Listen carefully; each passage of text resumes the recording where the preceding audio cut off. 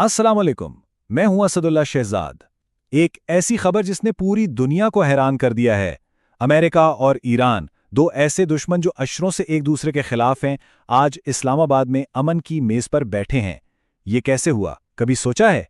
आइए इस तज्जिये में देखते हैं कि पाकिस्तान ने ये तारीखी कारनामा अंजाम कैसे दिया। तो सबसे बड़ा सवाल यही उठता है कि अमेरिका और ईरान इस्लामाबाद में, आखिर ये मुमकिन कैसे हुआ? ये कोई छोटी बात नहीं है, ये एक बहुत बड़ी सिफारती जीत है। लेकिन इसकी बुनियाद कहाँ रखी गई? आइए इसके पीछे की असल कहानी को जानते हैं। देखिए, इस अमन मुज़ाकरात की कहानी 2026 से शुरू नहीं होती। नहीं, इसकी इब्तिदा होती है एक साल पहले, मई 2025 में, एक ऐसी जंग से जिसने सच पूछिए तो सारा नक्शा ही बदल कर रख दिया था। तो हुआ ये कि मई 2025 में ऑपरेशन संदूर के दौरान पाकिस्तान पर तीनों अतराफ से हवा, जमीन, समंदर एक जबरदस्त हमला किया गया। लेकिन पाकिस्तान की मसल्ला अफवाज ने न सिर्फ इस हमले को रोका, बल्कि हमलावर फौज को ऐसी फैसलाकुन शिकस्त दी कि पूरी दुनिया पाकिस्तान की फौजी ताकत को देखकर दंग रह गई। और यही असल गेम चेंजर था। पहले जो लोग पाकिस्तान की फौजी सलाहियत को कम समझते थे ना, उन सबके ख्यालात बिल्कुल बदल गए। दुनिया ने साफ साफ देख लिया कि पाकिस्तान की फौज चीनी टेक्नोलॉजी के साथ मिलकर अपने से कई गुना बड़ी ताकत को हराने की पूरी सलाहियत रखती है। ये एक बहुत अहम नुक्ता है। तो इस फौजी जीत का नतीजा क्या निकला? इसका नतीजा सिर्फ मैदान जंग तक महदूद नहीं था। इसने पाकिस्तान को आलमी सतह पर एक बिल्कुल नई पोजीशन पर ला खड़ा किया।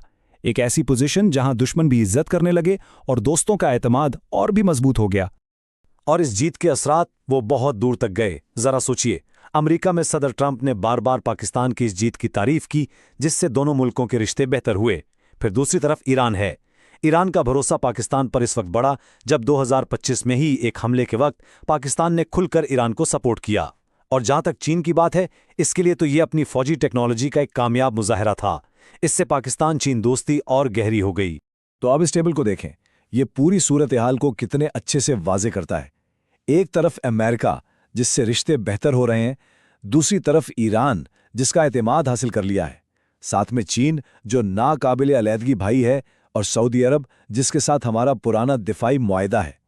उस वक्त पाकिस्तान इस खित्ते का वाहिद खिलाड़ी था जिसके इन सब आपस के दुश्मन मुल्कों के साथ फाल ताल्लुकात थे। यही पाकिस्तान की मुनफरिद पोजीशन थी।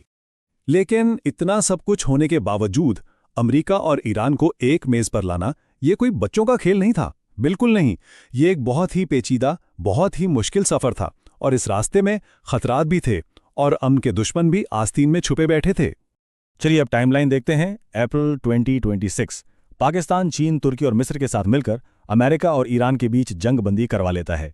8 अप्रैल को वजीर आज़म शहबाज शरीफ इसका बाकायदा ऐलान करते हैं। लेकिन इस ऐलान के फौरन बाद क्या होता है? इजराइल इस पूरे अमल को तबाह करने के लिए लेबनान पर हमला कर देता है। साफ साफ सबूताज की कोशिश। थोड़ी देर तो हुई, लेकिन आखिरकार 10 अप्रैल को दोनों वफूद इस्लामाबाद पहुंच गए।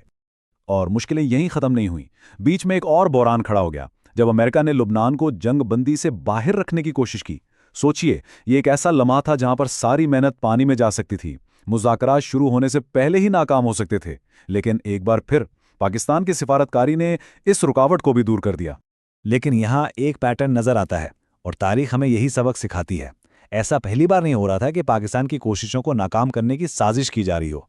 जेनेवा मुआहदा याद है, पेशावर मुआहदा, दोहा मुआहदा। हर बार जब भी अमन करीब आता है, कुछ बैरूनी ताकतें मुल्क के अंदर की कमजोरियों को इस्तेमाल करके सब कुछ खराब कर देती हैं।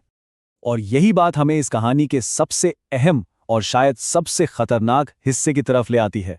देखिए, असल चैलेंज जब आलमी सतह से उठकर हमारे अपने घर पाकिस्तान के अंदर आ चुका है। सवाल यह है कि खारिजा पॉलिसी की इतनी बड़ी जीत क्या मुल्क के अंदरूनी मसाइल के सामने टिक पाएगी? तो इस वक्त पाकिस्तान आसान लफ्जों में 2 महाजों पर लड़ रहा है। एक है बैरूनी महाज, जहां हमने तारीखी जीत हासिल की है, दुनिया हमें एक अमन कायम करने वाले के तौर पर देख रही है। और दूसरा है अंदरूनी महाज, जहां सियासी बेचैनी, आपस के इख्तिलाफात, ये हमारी सबसे बड़ी कमजोरी, हमारा वीक पॉइंट बन चुका है। तो दुश्मन इस जीत को छीनने के लिए क्या कर सकता है? ज़राए के मुताबिक उनके पास 3 खतरनाक रास्ते हैं। नंबर 1, पाकिस्तान में शिया सुन्नी मसले को फिर से हवा देना। नंबर 2, मकबूजा कश्मीर में जुल्म बढ़ाकर पाकिस्तान की तवज्जो हटाना। और नंबर 3, जो सबसे ज्यादा मौसर है, मुल्क के अंदर जो सियासी झगड़े हैं उनको रियासत के खिलाफ ही एक हथियार बना लेना। اس کا مطلب بالکل صاف ہے، اگر اس تاریخی کامیابی کے پھل سے فائدہ اٹھانا ہے تو ملک کے اندر سکون اور استحکام لانا ہوگا۔ اس کی شدید ضرورت ہے، اور یہ استحکام یہ صرف اور صرف آپس میں بیٹھ کر بات کرنے سے، قومی مذاکرات سے، سیاسی مفاہمت سے ہی آ سکتا ہے۔ اس کے سوا کوئی دوسرا راستہ نہیں۔ تو اب آگے کیا؟ آگے کا راستہ خلاصہ یہ ہے کہ اصل جنگ، اصل امتحان اب باہر نہیں، ملک کے اندر ہے۔ معاملہ عالمی سے مقامی ہو گیا ہے۔ اور یہی اس پورے تجزیے کا، ان ذرائع کا مرکزی استدلال ہے۔ ایک بہت طاقتور دلیل ہے یہ کہ اگر ہم امریکہ اور ایران جیسے دشمنوں کو اکٹھا بٹھا سکتے ہیں تو کیا ہم اپنے ملک کے اندر پی ٹی آئی اور دوسری سیاسی جماعتوں سے بات نہیں کر سکتے؟ سوچنے والی بات ہے۔ یاد رکھیں، اسلام آباد امن مذاکرات کی اصل کامیابی کا انحصار اس بات پر نہیں کہ وفود آگے، نہیں، اصل کامیابی اس بات پر ہے کہ کیا ہم اس خارجہ پالیسی کی جیت کو اپنی اندرونی طاقت، اپنے قومی اتحاد میں تبدیل کر پاتے ہیں یا نہیں۔ تو آخر میں وہی سب سے بڑا، سب سے اہم سوال کہ کیا پاکستان اپنی اس عالمی کامیابی کو ملکی اتحاد میں بدل پائے گا؟ پورے ملک کا مستقبل شاید اسی ایک سوال کے جواب میں چھپائے۔